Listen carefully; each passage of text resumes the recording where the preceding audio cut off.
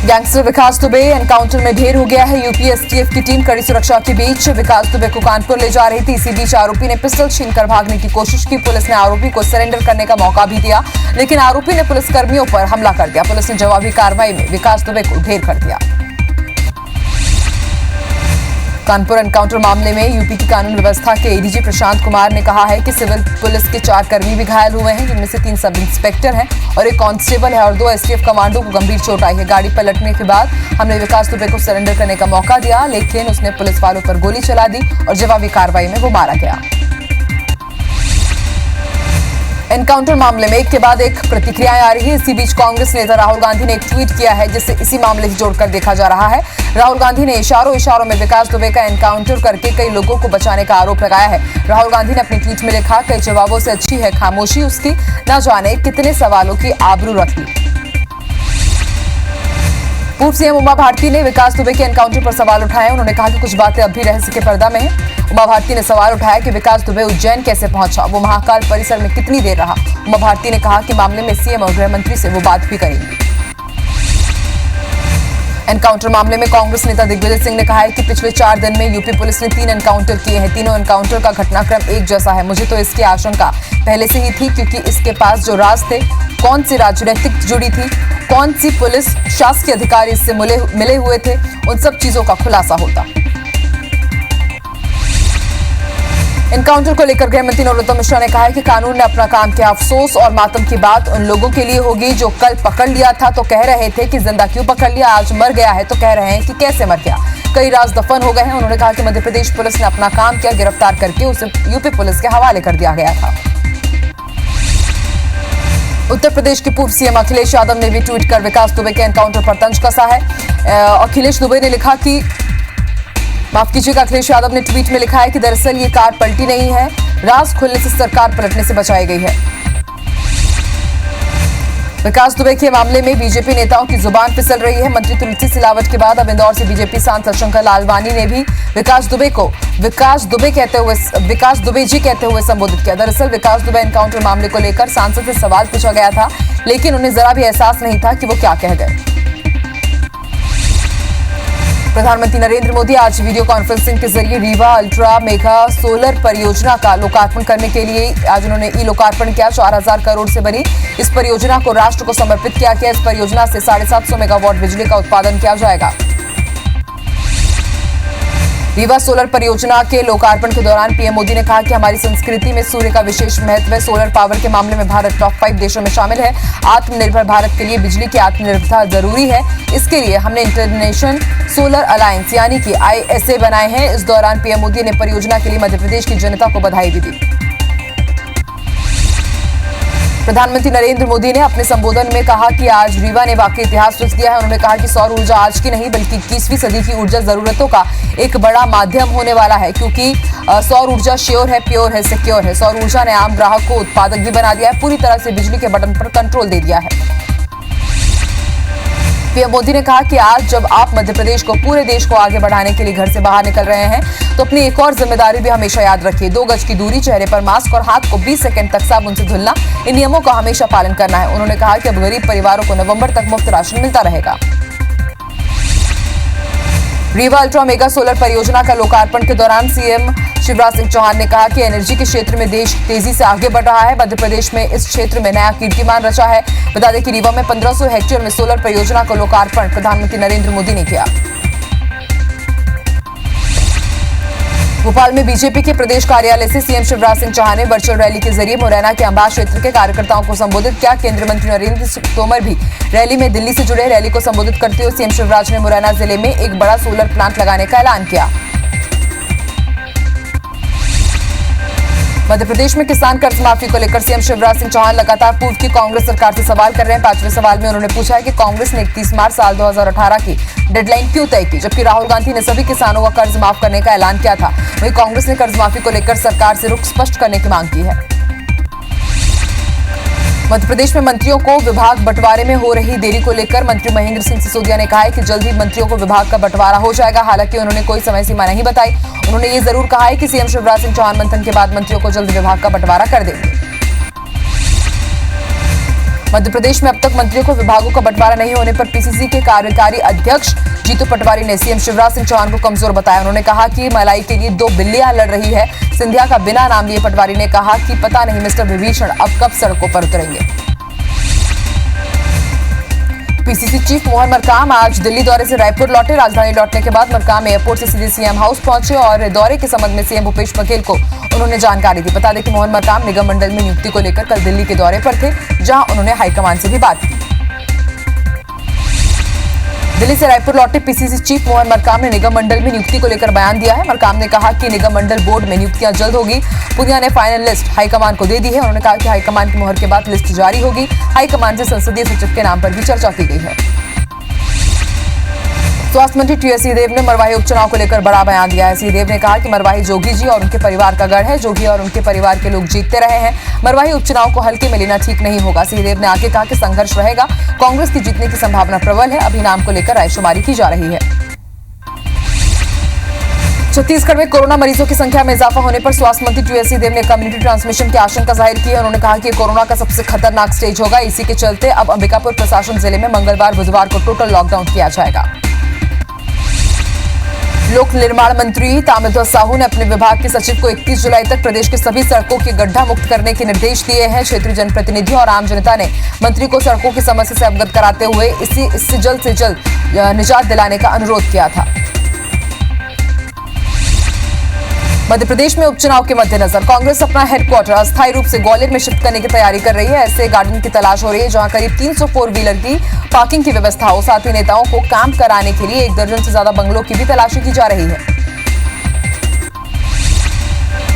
किसानों से गोबर खरीदी के सरकार के फैसले पर भाजपा नेता ओपी चौधरी ने सवाल किए हैं। उनका कहना है कि गोबर से बने जो कंडे शहरों में 8 से 10 रुपए और गांव में 3 से 4 रुपए में बिकते हैं। राज्य सरकार उस सूखे गोबर को महज 1.5 रुपए में खरीद रही है। उन्होंने कहा कि वो गोबर खरीदी के फैसले का स्वागत करते हैं। दमोह के जोबेरा से बीजेपी विधायक धर्मेंद्र सिंह लोधी का एक ऑडियो सोशल मीडिया पर वायरल हो रहा है, जिसमें वो सर्रा वन परिक्षेत्र के रेंजर तिलक सिंह रायपुरिया को फोन पर धमका रहे हैं। IBC 24 इस ऑडियो की पुष्टि नहीं करता है। विधायक वन क्षेत्र में फिशिंग करते कार्यकर्ता के पकड़े जाने पर वन कर्मियों से नाराज थे। पूर्व विधायक और मुरैना में बीजेपी के कद्दावर नेता परशुराम मुदगल गोपनीय तरीके से कांग्रेस के प्रदेश उपाध्यक्ष और पूर्व मंत्री बालेंद्र शुक्ला से मुलाकात करने पहुंचे। करीब 1.5 घंटे तक परशुराम और बालेंद्र शुक्ला के बीच बातचीत चली। माना जा रहा है कि मुदगल कांग्रेस से टिकट पाने की जुगत में है। सतना के अमरपाटन विधानसभा से बीजेपी विधायक रामखिलावन पटेल मंत्री बनने के बाद आज पहली बार सतना पहुंचे। बीजेपी कार्यालय में बीजेपी नेताओं एवं कार्यकर्ताओं ने उनका जमकर स्वागत किया। मंत्री रामखिलावन पटेल ने उम्मीद जताई है कि आने वाले सोमवार को उन्हें विभाग दे दिया जाएगा। मरवाही में अपनी पकड़ मजबूत करने के लिए कांग्रेस ने चाय चौपाल की शुरुआत की, लेकिन शुरुआत में ही ये विवाद में पड़ गया। पेंड्रा में चाय चौपाल के फ्लैक्स में विधानसभा अध्यक्ष चरणदास महंत का नाम और फोटो नहीं होने पर ब्लॉक कांग्रेस अध्यक्ष ने आपत्ति जताई। वहीं जिला कांग्रेस अध्यक्ष का कहना है कि महंत एक संवैधानिक पद पर है। मध्य प्रदेश में 24 विधानसभा के उपचुनाव के लिए कांग्रेस पार्टी में प्रत्याशियों के चयन को लेकर प्रक्रिया तेज हो गई है। इस संबंध में कांग्रेस प्रदेश के प्रभारी और राष्ट्र महासचिव मुकुल वासनिक 1-2 दिन में अपनी रिपोर्ट आलाकमान को सौंपेंगे। वासनिक ने प्रारंभिक तैयार किए गए पैनल के आधार पर रविवार और सोमवार को वरिष्ठ नेताओं से बात भी की थी। जाति के मामले को लेकर अमित जोगी ने पेंड्रा में जिले की जाति छानबीन समिति को प्रवक्ता पंकज तिवारी के माध्यम से पत्र और चिकित्सीय रिपोर्ट की कॉपी भेजकर अवगत कराते हुए आज होने वाली सुनवाई में उपस्थित होने में असमर्थता जाहिर की। अमित जोगी ने इससे पहले सोशल मीडिया के जरिए खुद के अस्वस्थ होने की जानकारी दी थी। यूजीसी के एक फैसले ने इंदौर की देवी अहिल्या यूनिवर्सिटी के 55,000 छात्रों की मुसीबत पर दी। यूजीसी ने नया आदेश जारी कर प्रदेश में ग्रेजुएशन फाइनल ईयर की परीक्षा कराए जाने की मंजूरी दी है, जबकि मध्य प्रदेश में शिवराज सरकार पहले ही जनरल प्रमोशन दे चुकी है। यूजीसी के आदेश के बाद अब इस मामले पर अंतिम फैसला मुख्यमंत्री ही लेंगे।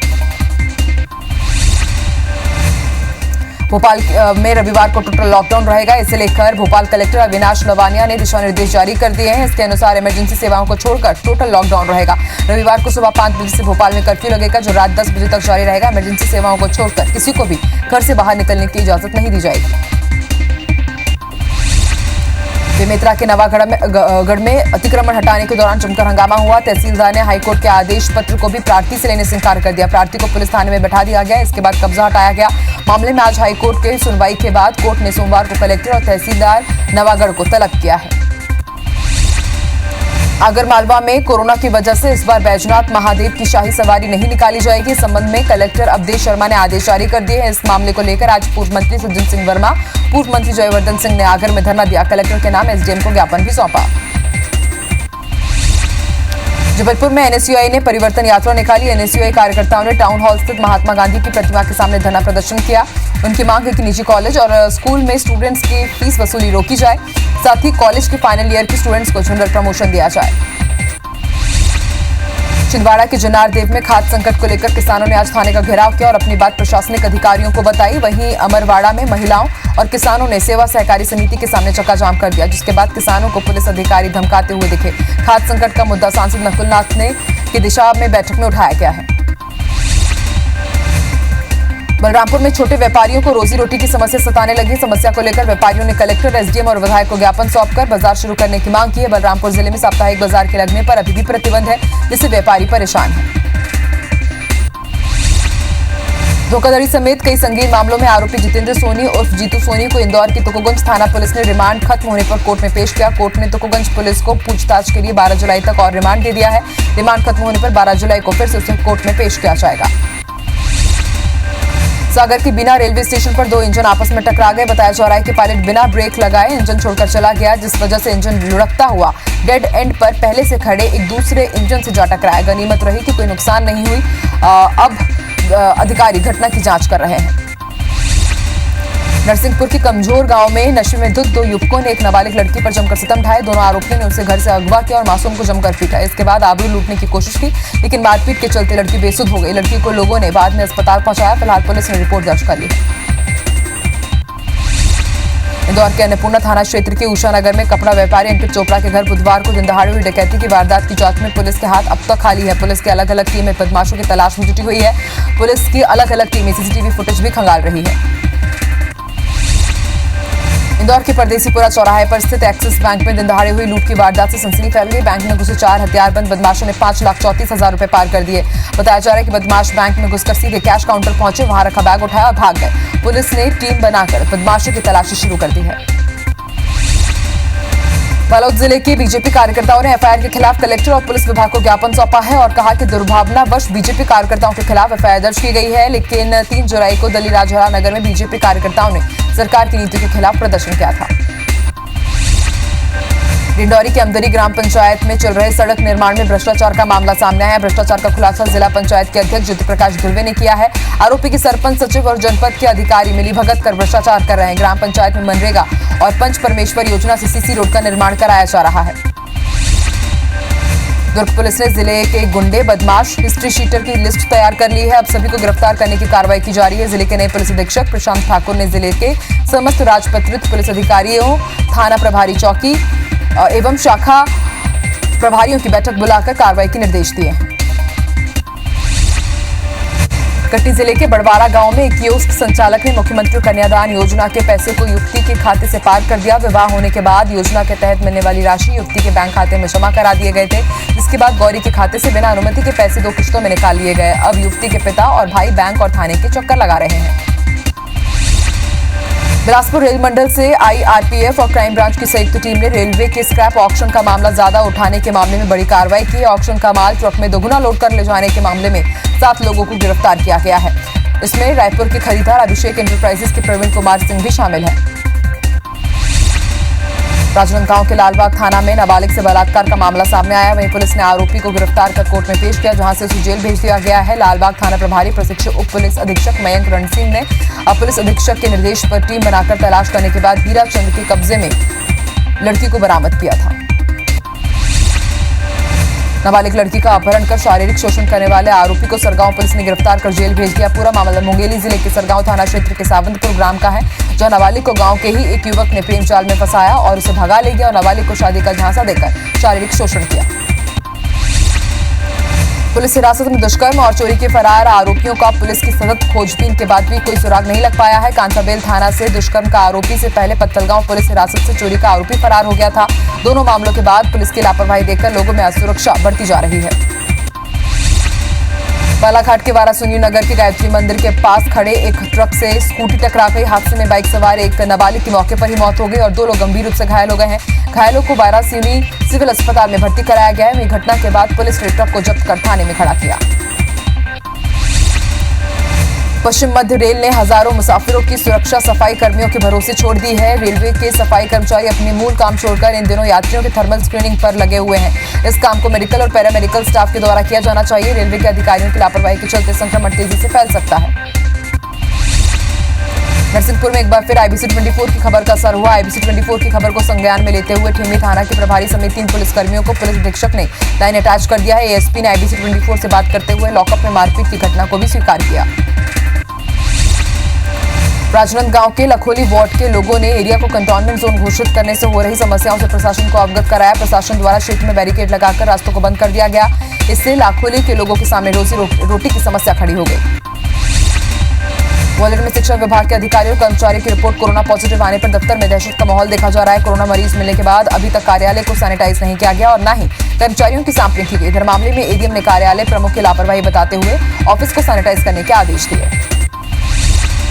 भारतीय स्टेट बैंक के क्षेत्रीय कार्यालय की तरफ से कोरोना से बचाव और राहत के लिए 34 लाख रुपए से ज्यादा के स्वास्थ्य उपकरण जल संसाधन मंत्री को सौंपे गए हैं, जिसका इस्तेमाल सावेर विधानसभा के शासकीय अस्पताल में किया जाएगा। वहीं मंत्री तुलसी सिलावट ने कहा कि संकट में दी गई ये सुविधा मील का पत्थर साबित होगी।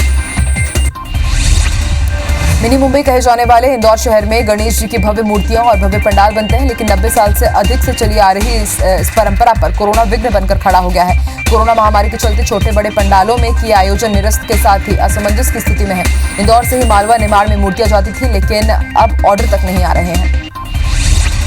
क्वारंटीन सेंटर से प्रवासी मजदूरों को डिस्चार्ज करने के बाद स्थानीय स्तर पर रोजगार उपलब्ध कराने की शुरुआत कर दी गई है। पत्तलगांव में आयोजित प्रवासी मजदूरों का रोजगार कैंप में 200 से ज्यादा मजदूरों को उनकी रुचि के अनुरूप रोजगार मुहैया कराया गया है।